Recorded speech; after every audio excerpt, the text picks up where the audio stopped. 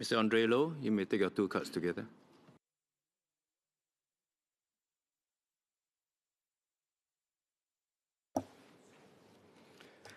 Chairman, let me begin with a Latin phrase every lawyer knows: caveat emptor, buyer beware.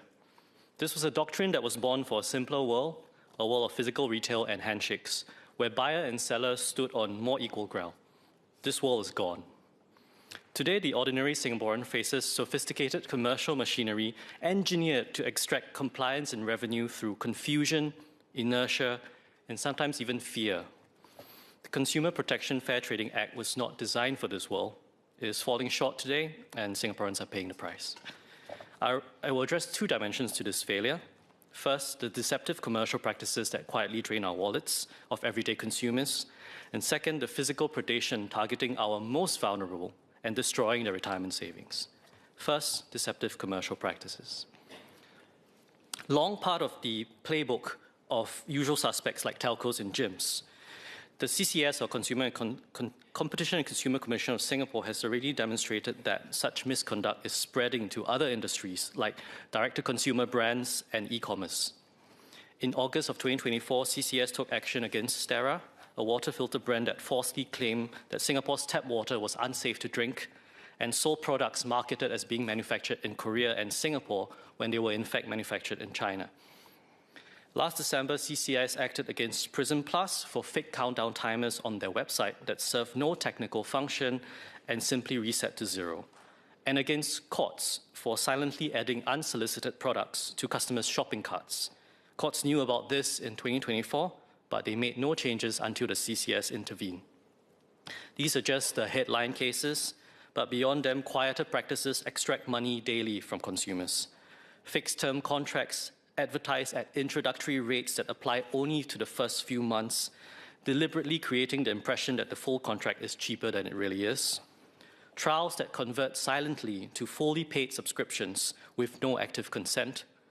And third-party services bundled into telco packages like Netflix subscriptions, free for 3 months, and then cancelable only by navigating a maze designed specifically to outlast the consumer's patience. Each year, CASE and the CCS between them receive 40 to 50 complaints about such cases. This is just the tip of the iceberg, and many similar tactics abound. The government has convened a Consumer Protection Review panel last March, and I welcome this, and I look forward to its findings. But I also want to add my perspective about what I see as most urgent.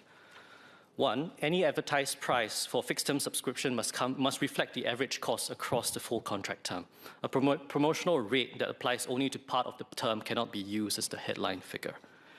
Two, we should ask for explicit active consent before any trial converts to a paid subscription. Silence is not consent. Three, we should enforce contractual symmetry. If it's one click to sign up, it should be one click to cancel. And fourth, we should empower the CCS with direct administrative powers, like the UK's Competition and Markets Authority that can levy fines of up to 10% of global annual revenue for consumer law breaches without going to court. Today, many companies behave well, but some bad actors act with impunity until they are taken to task. We need to give the CCS stronger teeth to tackle their bad behavior. Voluntary compliance agreements after the fact are not deterrents. Now, deceptive commercial practices drain wallets, but what I turn to now is worse. Physical, face-to-face predatory behavior that has cost some Singaporeans their retirement savings entirely. Cases February 2026 report recorded a 76% surge in beauty industry complaints last year, with consumers losing over $2.1 million. Consider what happened at a hair salon chain where an elderly man came in for an $8 haircut. Midway through, a staff member showed him images on a monitor and told him his scalp was hemorrhaging, although no scanning device was ever used. His PIN was entered into the payment machine while his payment total was covered. He left having paid nearly $1,000 for treatments he never consented to.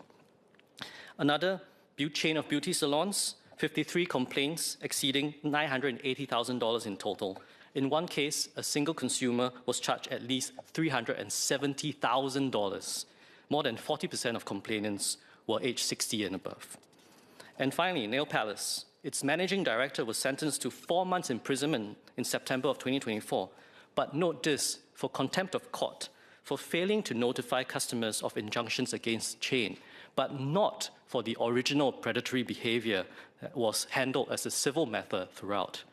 The gap in the law is precisely what must be closed. So this is my final ask. I invite MTI to consider working with MHA and the Attorney General's chambers to examine criminalising severe predatory sales tactics that are directed at vulnerable people. France's Consumer Code already does this. The abus de faiblesse, abuse of weakness crime, carries up to 3 years imprisonment for exploiting a consumer's age, illness, or psychological vulnerability. The UK's consumer protection legislation similarly expressly prohibits aggressive commercial practices, with penalties extending up to 2 years imprisonment. Chairman, when a business confines a vulnerable senior in a room, manufactures a medical scare, and then extracts their life savings through coercion or psychological tactics, the law must have a name for that and consequences to match.